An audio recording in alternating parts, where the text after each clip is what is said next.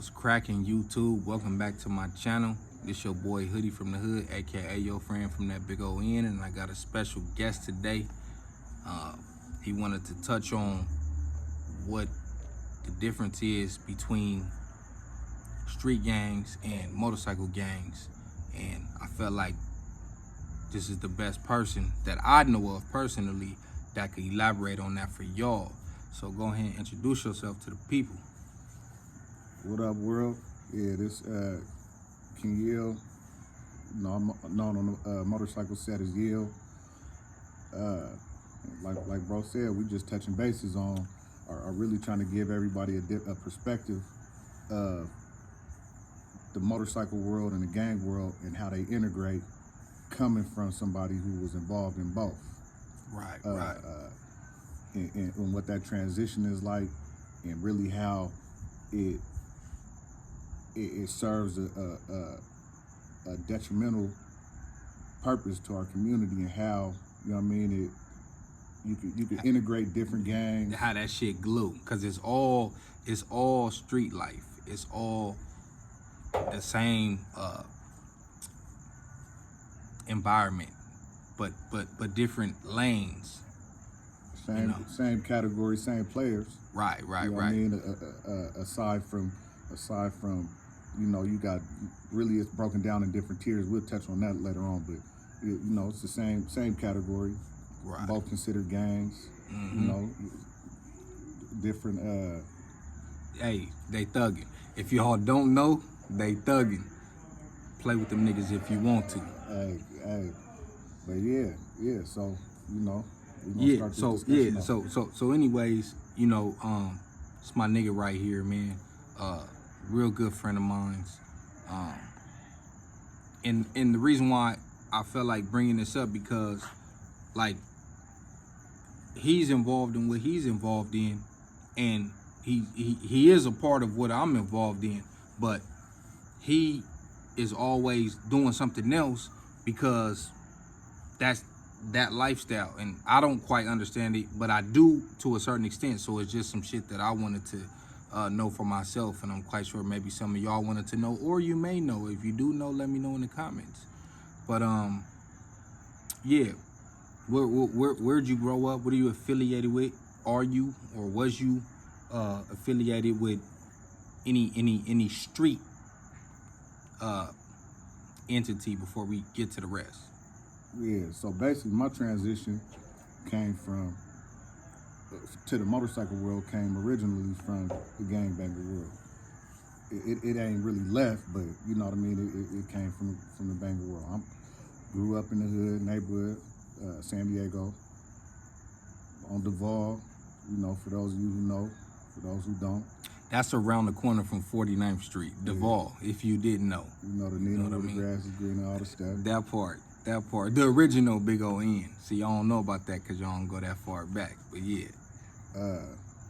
Started there, you know, went to the surrounding schools, the Horton, you know, transitioned over to, went to schools in Lincoln Park, moved to Paradise Hills, went to school out there, all the stuff. Did my little run through the juvenile system. But basically with all that being said, became associated with a whole lot of different people from different areas that, had I had stayed in one spot or not experienced all that, I wouldn't have been associated with all wild gangbanging. Right. Which in turn helped, really paved the way for the motorcycle world. That was a rap back there. That was a rap. Oh yeah, Stuart tripping. Stuart tripping, cuz. Takashi tripping, cuz. You know, it's a couple of them on the in the comments. Man. But yeah, like I was saying, that made way for an easier transition than it is, being that it's different folks from everywhere that share the same likeness, and it don't limit you to just, you know, individual hoods, and you know what I mean. You basically have a likeness that are common interests that have you associate with people you regularly wouldn't associate with. Yeah, and that's a whole different ball game, because the politics, they differ from street politics. I mean, like right now, if I fuck with a nigga from the other side and I got him with me in the hood, I mean, there's different politics that probably would take place than if you in a motorcycle gang at a motorcycle club in your section. And for the record, we do have a motorcycle club that has been in our section way before I was fucking born. And I was born in 88. So we was going up to the MC and didn't know nothing about no motorcycle. Didn't know nothing. All we know, it was people out there, and the homies is so ignorant. The homies is just on some of them niggas from the other side, but they don't look at it like that on the motorcycle scene. I don't know if it's the same for the lowrider scene. I know it's niggas from different hoods that be up there, but it be a little more set trip in that lowrider scene. Yeah. It go hand in hand. It'll be watered down. Yeah. And then it'll be a little turned up. It really depends on what our funk season is like. Yeah. Because everybody, every Because niggas that don't normally attend these events will go to events like that just because they know everybody there. And like he said, if it's on like that, if it's shit going on in the streets, you will have a person who never attended any motorcycle gathering or lowrider gathering that will go up there just to see if he sees somebody, especially if he was already informed by someone who go up there that certain people be up there. Then all of a sudden he gonna go there or whatever. Like he said, depends on the funk season or what's happening in the streets at that moment. But the concept of both is the same. You know, it's all with the motorcycle, with the lowriders, with the that's a integrated hobby. Yeah. A heavily integrated hobby. So you'll have, you know, like for instance. Hold on, real fast. Is it common to see people have motorcycles and be a part of motorcycle clubs and have lowriders and be a part of lowrider clubs? They go hand in hand. They go hand in hand. If really, that's where a lot of the transition into the current, like the San Diego motorcycle scene. Yeah. All them niggas was lowriders. Not probably 90% of them. If they wasn't lowriders, and they had a fascination or something. Yeah. And that's crazy because I always thought like those was two different types of crowds, but they still fuck with each other. It's kind of like motherfuckers who sell dope and motherfuckers who's jackers. Like it's different, but it's kind of like in the same little, they mingle amongst each other. So yeah, that was just personally my question.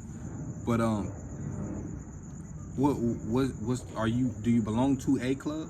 Oh yeah. So I started, well, me in a group of, you know, a couple individuals, also all from San Diego, from different hoods in San Diego at that. Started a motorcycle club out here as some youngsters, because, you know, predominantly the black motorcycle scene in San Diego, really across the board, Harleys was older, you know, retired, or, you know, like our pops, and so on and so forth. So we really started something different out this way, as far as being young and doing it, you know, on Harleys, everybody in their 20s, you know, early 20s to 30s. And so we started that, and then really took it to another level when they got to see that not only just regular gang affiliates was joining one club, but really factors, you know, people who really had a name or had a you know, some sort of That's crazy that you said that, because me just not knowing nothing, and me and you ain't never had this conversation off camera. This is literally the first time. But just me being a young nigga or whatever, just an active nigga at a certain point in time, we always knew that even the niggas that was in the motorcycle club that was from somewhere else, we knew that most likely there was a somebody over there too, like with a name. And that's why the homies be tripping a lot. In case y'all don't know, when motherfuckers is coming to the motorcycle club in the hood, we know that a lot of these dudes ain't your average Joes from somewhere else. Yeah, they got names, and that's why the homies be tripping. And me being a little older, I understand them dudes ain't all the way with that no more. They from where they from. They gonna tell you if you approach them, but they're not out there promoting that. So the homies just be on some other shit, and I understand that those are two different types of worlds, and you can't really mix the two. Like, you can't mix banging with pimping. That's why I don't understand why some of these dudes who are successful pimps act like they just the most turned up gangsters. There's no way. You have to have a different mind state to be in a motorcycle club and, like I said, pimping. There's no way you slid on the ops last night and then you in a motorcycle club. You already are on some other shit mentally to even join that. And it's an unsafe. Just to reach on what he was talking about. That's an unsafe mentality to have. If that was your approach to it, I'm turned up tonight, and I want to go and be in on the motorcycle scene. Yeah, because then you could bring some shit back to them, and like I said, them dudes ain't no punks because them niggas come from hoods. Not all of them, but a lot of them come from hoods, and they got like a different bond from what I see. I don't know what goes on. He would know that, but it just seemed like them dudes are more down than a lot of motherfuckers, like as far as like having each other back. Like the average street gang, y'all could be from the same gang, but you don't give a fuck about this nigga. And it might be like that in the motorcycle world, but it just seems like to me that them dudes, they be on some other shit. Like, if you fuck with one of them, it's gonna be a problem. Yeah, that's really what it boiled down to. That's why I said it. What bro just said. You could be from a hood, and y'all, you know what I mean. Just because you from the same hood, don't necessarily mean your homie got your best interest in mind. And that go across the board, but you tap into a different realm when you make a conscious decision to deal with somebody who ain't from your hood. You know what I mean? Just because y'all share a common interest, or really being that you from a hood and he from a hood, in regular circumstances, you would have never been associating with. Right. It would have kept you or held you from. And if you still don't know what he was referring to, just look at some of these prison organizations. Now, I don't get too deep into that, but just know how people are from different hoods, but they have a common goal and alliance. And it don't matter if you're from the same hood as somebody that's a part of that. They're choosing that over their actual street gang. And that's what a motorcycle club is, if you still didn't get it. And to me, that's real politics. Yeah. Nah, you when you make a conscious decision to associate or to deal with somebody based on some common interests, or you know what I mean, you just had an opportunity to associate with somebody that you readily wouldn't have did it just on the strength of some motorcycle stuff, or you wouldn't have did it because y'all from different hoods. It put you in a different, it put your mind in a different. You come at it with a different perspective. Yeah. Because now I'm open to more opportunities that I wouldn't have been open to dealing with somebody that I would have considered my enemy. When I start riding these motorcycles, I realize this nigga just like me. You know what I mean? And y'all got a common goal. A common goal. And common interest. When you're back against the wall in other situations, because it is other situations outside of banging and motorcycles. Motorcycles are a gang too. So we go out of town together, move as a unit just like a gang would. Now we come across. I think y'all move more militant. When I'm seeing 50 bikes together on the fucking highway, you don't really see. I mean, maybe back in the days, I'm not speaking for the 90s and the 80s, you probably could have saw 20, 30, 40 lowriders going down the street, and you still kind of do if they involved in a car club, but I see that shit a lot. The homies would be like, I'll meet you there, and he show up 3 hours later type shit. They're moving as a unit, and that's why it's more dangerous to fuck with people like that. That's a little more in sync. They're as one. It require more organization, because it require more structure just because we on motorcycles. Yeah. It requires structure just for you niggas to be like, all right, we driving Texas, on everything. and we all going together, and we all can- gonna stop at this point in time. We're gonna get some rest, we're gonna get some gas, we're gonna get some snacks, we're gonna use the bathroom, and then we're gonna, that structure right there, just that little part right there. So I can only imagine whatever else. And really, I think that's why the transition is a lot easier for niggas that come from the streets, because we got a certain understanding, even though you don't really think about it until you know what I mean, until you approach that issue. But we got a certain understanding that the average joker or like a military dude or somebody, because you know they ride bikes too, they come here from wherever and want to join. We got an understanding about territories and, you know, certain things, because all them. Oh, y'all got territories? Oh yeah. I didn't even know that. Rules to do. It's all type of stuff. You know what I mean? But wait. So if y'all got a territory in a certain area, and somebody, let me. I don't want to mistaken the people. It's two different factions of the motorcycle set, black motorcycle set. We consider the black motorcycle set. No, this across the state. Oh, okay. All right. I'll just speak on in San Diego. You got the black motorcycle set. We consider 99%. Then you got the outlaws, the 1%ers. They more militant, more gang. You know what I mean? They really banging. Pretty much. I mean, the they funking with other clubs, all that. We kind of in our own little area, but still gotta respect they rules, because they you know what I mean. What would be considered disrespecting their rules? Or it's kind of hard for us to disrespect their rules. Okay, just for really anybody. World, you know what I mean? But for basically like I can't really speak all the way on, because we don't do the same things that they do, so I can't really speak on they politics. Like if you, well, probably common sense would be if you was making money in their territory, right? Yeah. See, it's they go deep like that, but basically, like to make a long story short, if I'm from a 1%er motorcycle club. And I'm finna go out of town flying my colors, because you know we wear patches and stuff. That's what I was about to say. Wearing your shit, that would be considered disrespectful? Nah, if you tap in with them or let somebody, you know, give a heads up or make sure y'all ain't funking or you ain't, you know what I mean? I done seen all kind of crazy stuff, because they integrate with us too. So it's kind of like, to put it into perspective for y'all, it's kind of like how we is with the coast.